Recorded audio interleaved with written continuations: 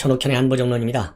제 방송을 봐주시는 시청자 여러분께 다시 한번 감사 말씀드리고 언제든지 빠르고 정확하게 해석해드리는 그런 방송이 되도록 많은 노력을 다하겠습니다. 지금 이 시간에는요, 우리 또 추미애 관계, 그 다음에 코로나 재난지원금 관련해서 오후에 나온 뉴스를 종합적으로 정리해 드리도록 하겠습니다. 먼저 이 재난지원금과 관련해서 문재인 대통령이 오늘 오후에 열린 수보회의에서 입장을 확실하게 밝혔습니다. 전 국민한테 지급하는 것이 일리가 있긴 있지만 재정상 상당히 어렵다, 이렇게 밝혔어요. 그래서 오래간만에 대통령이 직접 재정상 어렵다고 하는 점을 분명히 했습니다. 그래서 이 모든 국민에게 지급하고 싶다, 이런 의사도 이제 표명을 했지만은요, 그 제한이 바로 재정 건전성이다, 이렇게 얘기를 했는데, 이것은 최근에 문재인 정부 들어서서 국가 부채 규모가 너무 빠른 속도로 늘어나고 있다. 그래서 마지노선으로 설정되어 있는 40%를 넘어서 2, 3년 내에 무려 60%까지 올라갈 수 있다는, 60%대까지 올라갈 수 있다는 그런 우려 섞인 전망들이 나오고 있어요. 이것을, 이러한 통계 전망치를 대통령이 상당히 심각하게 받아들이는 증거가 아니겠느냐, 저는 그런 판단이 들고요. 모든 국민에게 주고 싶다라고 하는 의견, 이것은 실질적으로 모든 국민들에게 지원하고 싶다는 그런 의사 표현이라기보다는 이것은 분명히 이재명 지사를 의식한 발언이다. 왜냐하면 이재명 지사가 지금 차기 대권주자 인기 지지율에서 1등을 오르내리고 있어요. 지금 현재 최근에 발표된 추세를 보면 한 서너 번씩 이낙연 대표를 앞지르고 있습니다. 그러다 보니까 이재명 지사가 이제 일반적인 전면 지급을 주장하고 있지 않습니까? 그래서 이 보편적 복지 개념에 대해서 지나치게 이재명 쪽을 비판하는 것 같이 보이고, 또 이낙연 대표만을 지지하는 것처럼 보일 경우에는 여권 지지층의 대립과 분열, 그리고 갈등 현상이 노출될 수 있다. 이것은 현재 그러지 않아도 이제 지지율이 등락을 거듭하는 가운데 대체적으로 이제 하향 추세를 저는 그리고 있다고 보는데요. 이런 하향 추세를 그리고 있는 상황에서 자칫 자기 대선 주자를 두고 대통령이 어느 일방을 지원하는 듯한 모양새를 치울 경우에는 그야말로 레임덕 현상이 가속될 수 있다. 이런 우려 때문에 모든 국민에게 지급하고 하자는 의견도 일리가 있다. 이 얘기는 아주 그 이재명 지사를 상당히 의식한 그런 발언으로 보입니다.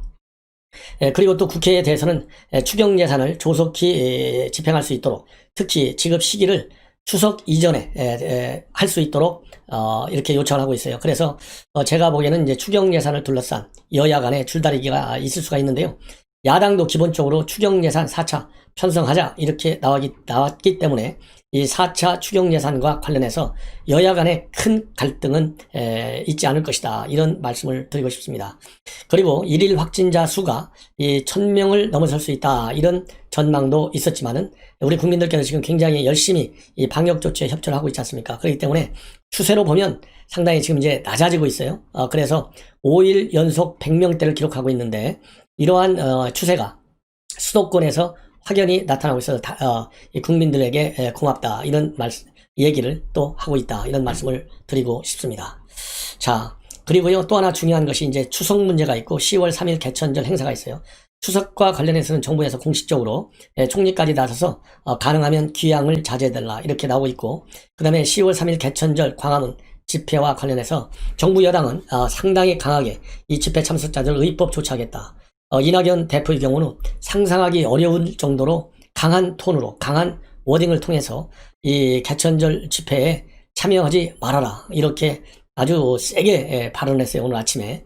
이런 걸로 보면 자칫 잘못되면 또 이 개천절 행사 때 광화문에 몰면, 이번에 광화문 행사에서 우리가 봤잖아요. 전부 다 야당 지금 입장으로 밀어붙이잖아요. 야당의 책임으로. 그래서 10월 3일 개천절 개천절의 광화문 집회가 대대적으로 열릴 경우에 또다시 야당의 책임을 뒤집어 써오면서 이 반야 전선으로 이 프레임을 걸 가능성이 크다. 그러다 보니까 야당에서도 특히 장제원 의원, 그리고 이 원희룡 지사, 이런 분들이 이 광화문 대규모 집회 가능하면 자제하는 게 좋겠다, 이렇게 지금부터 호소를 하고 나섰습니다. 지금은 이제 카투샤와 병가 의혹, 추미애 아들, 요것과 관련해서 얘기를 드리겠는데요. 여러분들 아시다시피 이미 야당에서는 그동안의 카투샤 병력들의 휴가 관련 전수조사를 했는데, 전반적인 일반적으로는 이 사병들은 33일을 갔는데 추 장관의 아들은 58일을 갔다. 그래서 절반밖에 가지 않았다는 것이 나타났고요. 두 번째 특징은 이 추미애 장관 아들이 오랫동안 휴가를 간 걸로 해서는 네 번째인데, 실질적으로 아무런 기록도 없이 거의 무단으로 이게 휴가를 두 번씩이나 연장해가면서 간 사례는 전무후무할 정도로 추 장관이 딱 한 명이다, 이런 기록이 나와 있고요. 전수조사한 결과. 그리고 이 앞에 세 명씩, 이 세 명이 이제 더 오래 갔는데, 이 사람들은 엄격하게 관련 휴가 규정을 지켜서 필요한 서류 같은 것도 전부 다 내서 심사를 제대로 받아서 갔다, 이렇게 지금 확인이 되고 있습니다. 그러다 보니까 지금은 그러면 지금 현재 계속 의혹이 쌓이고만 있고 이 해결책이 없어 보이지만요, 지금 검찰에서 수사하고 있는 것 중에 하나가 이 연대 행정통합 시스템, 이 관련 자료를 지금 동부지검에서 입수해서 수사에 착수한 것으로 그렇게 알려지고 있어요. 이러한 게 행정 시스템, 왜 그러냐면 저번에 최근에 국방장관도 국회에서 뭐라고 얘기했어요?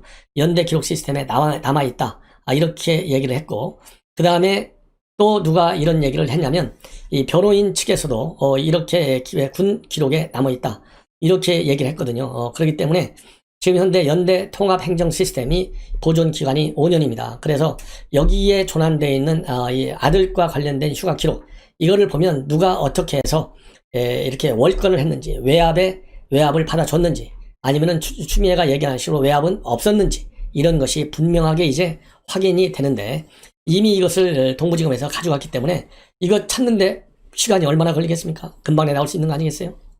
그래서 이것은 객관적인 사실이 기록되어 있는 거 아니겠습니까? 그래서 그 기록 전체를 빨리 수사당국에서 공개하라. 그래서 우리 국민의 알 권리도 충족시켜주고, 추미애 장관 아들의 휴가 비리 의혹들이 과연 어디까지가 의혹이고 또 어디까지가 그 의혹이 사실로 확인이 되는지 분명하고도 빠르게 이제는 해결해 줘야 된다, 이런 말씀을 드리고 싶습니다. 그래서 이 지금 현재 검찰에서 수사하고 있는 연대 통합 행정 시스템, 그야말로 이것이 스모킹 건이 될 수 있다, 이런 말씀을 드립니다. 그리고 이 추미애 아들이 휴가 문제가 될 때 그 당시 군의관을 지낸 이 고위 군의관을 지낸 사람인데요, 현재는 민만병원 병원장으로 알려져 있어요. 이분이 중앙일보에 본인의 경험을 통해서 이번 추미애 장관의 아들 휴가와 관련해서는 절대 있을 수가 없다, 그런 일은, 이렇게 얘기를 하면서 세 가지 사유를 밝혔습니다. 즉, 추미애 장관 아들의 이 병가는 다른 일반 병사들과 비교해보면 특혜로 볼 수밖에 없다, 이렇게 주장을 하고 있는데요, 그 세 가지 중에 첫 번째로는 병가에 대한 전권은 부대장에게 있지만, 그렇다고 해도 병가 연장을 위해서는 반드시 요양심의위원회를 여는 것이 원칙인데 이것이 열리지 않았다. 요양심의위원회를 여는 목적 자체가 병가를 악용하는 사례를 방지하기 위해서인데 이것이 안 열렸다, 이것 수상하다, 이거죠. 그 다음에는 전화로 병가 연장을 신청한 거, 이것도 굉장히 수상하다, 이거예요. 가능성이 있지만은 그런 사례는 거의 없었고, 민원이 아니라면 누가 그런 것을 들어주겠느냐. 만에 하나 그렇다고 한다 하더라도 진단서와 같이 관련 서류를 즉시 제출해야 하는데, 이 아들의 경우에는 한참 지나서야 제출했다. 이건 매우 이례적인 얘기다. 그리고 또 이 마지막으로 또 하나, 이제 통원 치료한 것 역시 상당히 의혹이다, 통원 치료. 왜냐하면 민간 병원에서 퇴원을 하면 즉시 부대에 복귀하는 게 원칙인데 수술도 아니고 통원 치료를 위해 병가를 연장하는 경우는 거의 보지 못했다. 그래서 이 변호인 측에서는 군인사기본법 시행령에 따라서 지휘관 재량으로 요양과 간호에 30일 이내 휴가를 쓸 수 있다, 이렇게 돼 있어서 국방부가 이 문제에 대해서 유권 해석을 해줘야 하는 문제다, 이렇게 살짝 발뺌을 하고 있습니다. 그렇지만 또 국방부에서는 이러한 변호인의 입장에 관해서 수사적인 현재 사안이기 때문에 사실관계를 확인해 줄 수는 없다, 이렇게 얘기했는데요, 수사 진행 중인 거하고 또 유권 해석하고 도대체 무슨 관계가 있습니까?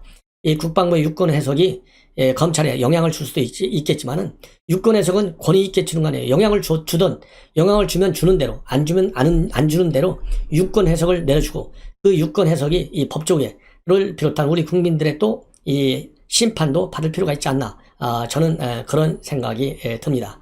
그래서 이러한 이 세 가지 의혹, 첫 번째로는 요양심의위원회에 거치지 않은 거, 두 번째로는 병가를 전화로 신청한 거, 세 번째로는 통원치료를 한 거, 이런 걸로 볼 때 이 군의관은 이것은 특혜성, 황제성 휴가임에 틀림이 없다, 이런 결론을 내립니다. 이것만 보더라도 이 얼마나 이 추미애 장관의 아들이 과거 당 대표로서의 지위를 최대한도 이용해서 특혜, 황제 탈령, 황제 휴가, 이런 것을 받았는지 우리가 짐작하고도 남는다. 그래서 국민의힘 이 야당 측에서는요, 사퇴하라, 특임검사 또는 특검을 해야 된다. 그리고 추미애는 엄마 찬스, 조국은 아빠 찬스, 이렇게 강력하게 야당에서는 일제히 비판을 하고 나섰습니다. 그리고 이제 마지막으로 하나만 더 덧붙인다면요, 조국 흑서를 제작한 공동 집필진들이 이 추미애 아들 사건이야말로 홍어 거시기가 된 검찰 개혁이다, 이렇게 직격탄을 쏘고 있습니다. 상당히 냉소적으로 이번 황제 휴가에 관해서 비판을 하고 나섰는데요, 이렇게 홍어 거시기가 된 검찰 개혁이고 배우는 윤석열이다, 이렇게 비꼬는, 풍자하면서 비꼬는 식으로 민주당 의원들을 비판하고 나섰습니다. 왜냐하면 민주당 의원들이 일제히 추미애 지키기에 나섰기 때문에 이렇게까지 지금 비판하고 나섰다. 그래서 이 조국서 작성자들 중에서 이 진중권 씨 같은 경우에는 이번에도 본질은 검찰 개혁이겠죠. 카투사 부대장 배후에는 한동훈과 윤석열이 있고, 라면서 최강욱과 이 황희석은 뭐하나, 빨리 MBC 데려다가 함정 취재를 해야지, 이렇게 지금 비판하고 있는데, 이 얘기는 이 두 사람이, 최강욱, 황희석이가 이 MBC와 짜고 말하자면 이 함정 취재를 했다, 이런 의혹들이 있잖아요. 이거와 관련해서 지금 비꼬는 형식으로 이렇게 비판하고 있다 생각하면 되고요.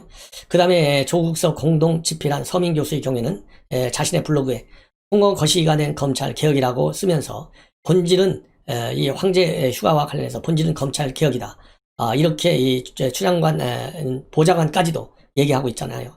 이러한 얘기를 지금 비꼰 그런 블로그 글이다. 그러면서 뭔가를 잘못했을 때, 예컨대 노상 방류를 하다가 경찰에 걸렸을 때 문제는 검찰 개혁이다 라고 외쳐보자. 그러면 당신은 잡범에서 졸지에 정의 투사로 변신할 수 있다, 이렇게 얘기를 했습니다. 그리고 김경률 회계사는 페이스북에 오보, 당청, 법무부와 동부지검을 특별재난지역으로 지정하고 있다. 수사를 안 하고 질질 끄면 영전, 수사 제대로 하면 좌천, 이러한 기사를 언급하면서 검찰 개혁이 무리 없이 잘 되어간다고도 비판하고 있어요. 이것은 추장관 아들 수사를 차일피일 미루고 있는 동부지검을 비꼰 것이다, 이렇게 이해하시면 될 것 같습니다. 시청자 여러분, 이것으로 제 방송을 마치겠고요. 여러분들께서 공감을 하신다면 주변 분들과 많이 공유해 주시고, 그리고 제가 빨리 100만 구독자를 모시고 그야말로 대유튜버로서 정부의 실정을 견제하고 제대로 정론으로 비판할 수 있는 그러한 이 분위기를 만드는데 기여할 수 있도록 도와주실 것을 당부드립니다.